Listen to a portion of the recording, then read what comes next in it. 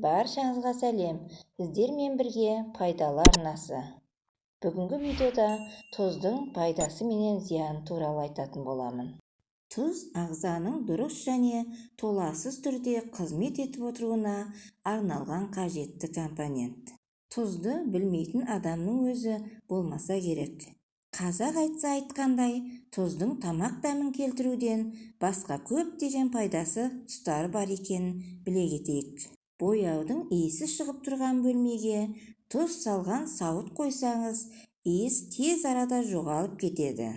Балық иісі шығып тұрған ыдысты тұз қосылған суық сумен жусаңыз, ыдысыңыздан балықтың иісі шықпайды. Кофе ішкенде ішіне бір шөкім тұз салсаңыз, кофенің дәмі кіре түседі. Егер табадағы май көпіршіктенсе, оны аздап тұз салсаңыз, көпіршігі басылады.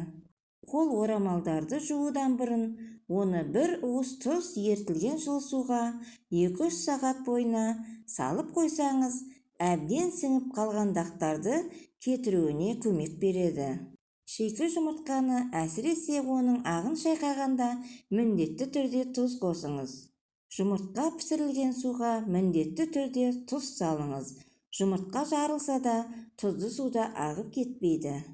Кесілген пиязды тұздап қойса, өзінің қалпын ұзақ сақтайды.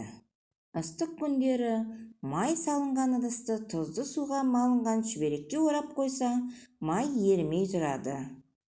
Тағам қуырған кезде табаға кішкене тұз сепсеңіз, май шашырамайды. Осыншама тұздың пайдасы бар екенін айтып отырмыз. Осы күнделікті тамағымызға тұтынып отырған тұздың зияны бар екенін көп адамдар білсе, көп адамдар білмейді. Тұздың зияны оны көп мөлшерде тұтынғанда байқалады. Ол организмдегі жолдарды бітеп, сұйықтық ағзадан шыға алмай қалады. Соның салдарынан ісіну пайда болып, натрий хлоридінің қалдықтары жинала береді. Натрий қан қысымын көтереді. Ол гипертония ауруына денсаулыққа зиянын тигізеді. Ауру асқынған жағдайда адам инсульт алуы мүмкін.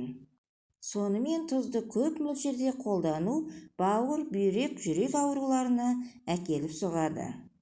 Тағамды үнемі тұздап жеу дәм сезу сезімталдығын басып, соның себебінен табиғи тағам дәмсіз көрінуі мүмкін. Егер де біраз уақыт тұздан бас тартар болсаңыз, дәм сезу сезімталдығы тағамның табиғи дәмін сезу қабілеті қалпына келеді. Салаттарға тұздың орнына түрлі дәмдеуіштер мен лимон сірке суын қосуға да болады. Тұз қан тамырларына жарты сағаттың ішінде орасан нұқсан келтіреді. Австралиялық ғалымдар тамаққа көп қосылған тұздың ағзаға қалай әсер ететінін арнайы тәжірибе барысында анықтады. Дәрігерлердің арнайы сынағына денсаулығы мықты 16 адам қатысқан. Олардың әрқайсысы жеген тағамына 4 грамм тұз қосылды. Одан соң 0,3 грамм тұзды бар тағам және берілді. Сынақтың алдында және одан кейін ғалымдар зерттеуге қатысқандардың иық артериясындағы қан тамырларының соғысын өлшеген. Зерттеу барысында тұзды тағам жеген адамдардың қан айналымы айтарлықтай тежелгені байқалыпты. Тұз 30 минуттан соң-ақ ағзаға әсер ете бастап, қан жүгірісін шамамен 1 сағат бойына тоқтатқан. 4 грамм тұз адамның жалпы рационына енетін тағамдардың орташа тұздылық көрсеткішіне тең. Соған қарамастан тұзды көп қолдану адамды оқыс өлімге итермелеуі мүмкін.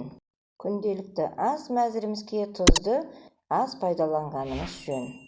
Осы видео пайдалы болған болса, комментария жазып, каналға тіркеліп, лайк басуды ұмытпаңыздар.